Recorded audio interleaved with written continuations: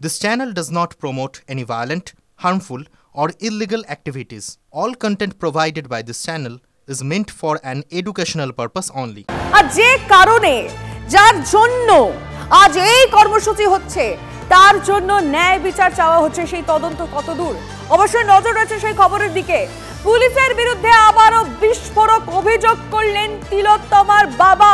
Mascot spin control ল্যাবের পরীক্ষায় এটি প্রমাণিত। কেয়াসেট আলোপেক্স পেন্টা অ্যাক্টিভ নতুন চুল গজাতে সাহায্য করে, চুল পড়া বন্ধ করে। Keyaseth Alopex penta active 10 hair fall প্রবলেমের একমাত্র সলিউশন। কি অভিযোগ তার? টিভি9 বাংলায় তিনি স্পষ্ট জানালেন, ডিসি সেন্ট্রাল ইন্দিরা মুখোপাধ্যায় মিথ্যে কথা বলছেন। তাদের পরিবারকে বিকেল 3:30-এর আগে সেমিনার হলের ভিতরে ঢুকতেই দেওয়া হয়নি।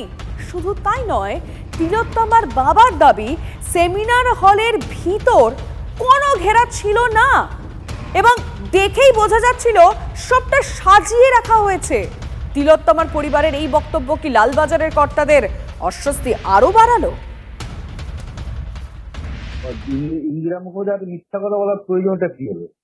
উনি তো সব মিথ্যা কথা বলছেন।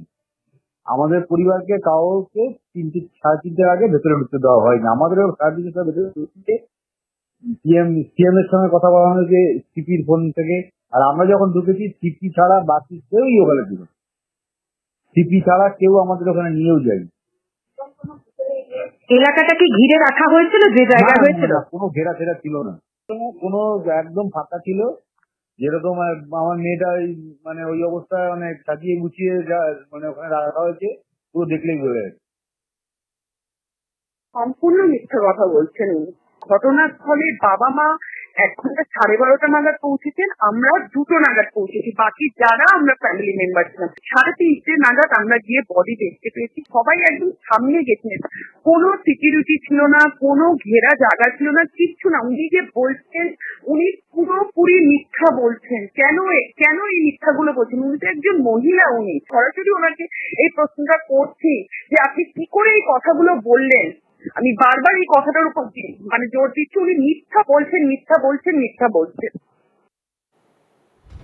এ নিয়ে চিকিৎসক মহল কি মনে করছে? ডক্টর কুণাল সরকারের বক্তব্য আপনাদেরকে শোনাবো। ডক্টর সুবর্ণ গোস্বামী কি বলেছেন শুনুন। এখানে সারা শহর, সারা রাজ্য, সারা দেশ বসে আছে একটা সত্য উদ্ঘাটন হয় বলে। তো সেখানে একজন অত্যন্ত সাধারণ মানুষ হিসেবে সবার কাছে অনুরোধ যে আমরা রিয়েলাইজ করি যে কলকাতা পুলিশ অনেক দিক থেকে ভয়ঙ্কর চাপের মধ্যে আছে, কিন্তু এই চাপের মধ্যেও তারা একটা ফ্যাকচুয়ালি ক্লিয়ার লজিক্যাল কমিউনিকেশন করুক। সদ্য সন্তান হারানো বাবা তারা বলছেন যে আমাদের একজন দায়িত্বপ্রাপ্ত গোয়েন্দা প্রধান কলকাতা পুলিশের, তিনি মিথ্যে কথা বলছেন। এরপরে কলকাতা পুলিশের সত্যি কি আর বলার কিছু থাকে? এতগুলি লোক 11 ফুটে কখনো এতগুলি লোক ধরে এবং হচ্ছে যে কোনো কর্ডনিং ছিল না, তারা হচ্ছে যে তার বাবা বলছেন। এবং আমরা যখন বাড়িতে গেছি তখনও আমাদের একই কথা বলেছিলেন যে কোনো কর্ডনিং ছিল না, অ্যাজিপ আমার মেয়েকে নিয়ে এসে ওখানে সাজিয়ে রাখা হয়েছে। ফলে এটা একটা বড় দ্বন্দ্ব যে আদৌ ওটা ক্রাইম সিন ছিল কিনা, ক্রাইম সিন যদি থাকেও সেটাকে ডিস্ট্রয় এভাবে করা হয়েছে কিনা।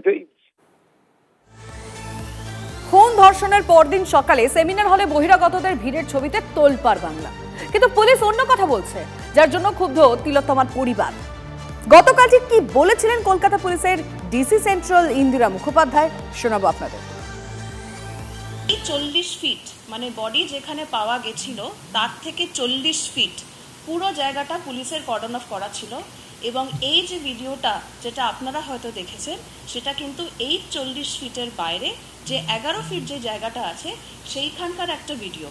এই যে জায়গাটা আছে এইখানে কিন্তু অনেকেই উপস্থিত ছিলেন, ফ্যামিলি মেম্বার ছিলেন, পুলিশের স্টাফ ছিল, হসপিটালের স্টাফ ছিল, অনেক ডাক্তারবাবুরা ছিলেন। সেমিনার হলে যেখানে বডি পাওয়া গেছিল তার থেকে 40 ফিটের মধ্যে বহিরাগত কেউ আসেননি। আমরা শুনেছি, এটা অনেকে বলছেন যে কোনো আইনজীবী ওখানে ছিলেন। আপনাদের এটা জানাই যে হসপিটাল অ্যাডমিনিস্ট্রেশনের পক্ষ থেকে ওখানে আইনজীবী রাখা ছিল। এটা নিয়ে মনে হয় ওরা বেটার বলতে পারবেন কারা ছিলেন, কিন্তু যিনি আইনজীবী ছিলেন উনিও কিন্তু হসপিটালের পারমিশন নিয়ে সম্ভবত ওখানে ছিলেন। এটা মনে হয় হাসপাতাল কর্তৃপক্ষ বেটার বলতে পারবেন যে ওনারা কেন আইনজীবী রেখেছিলেন। পুরো সেমিনার রুমটাই সিল করা হলো না কেন? সেমিনার রুমের সর্বত্রই তো তথ্য প্রমাণ ছড়িয়ে থাকতে পারে। বাকি 11 ফুটের মধ্যে তথ্য প্রমাণ থাকবে না, এটা কি করে নিশ্চিত হলো পুলিশ? বেছে বেছে কেন সেমিনার রুমেই এত লোকের ভিড় করতে হলো? পুলিশের দেওয়া হিসেবে ঘরের বাকি 11 ফুটে এত লোকের ভিড় করা কি সম্ভব? প্রশ্ন হলো, কেন সেমিনার রুমে সেই সময় ছিলেন ফরেনসিক মেডিসিন বিশেষজ্ঞ দেবাশিস সোম? শুনুন না তার কাছ থেকেই তার যুক্তি। কেন গিয়েছিলেন আপনি ওখানে? পোস্টিং ছাড়া কেন গিয়েছিলেন? আমার ওখানে পোস্টিং আছে।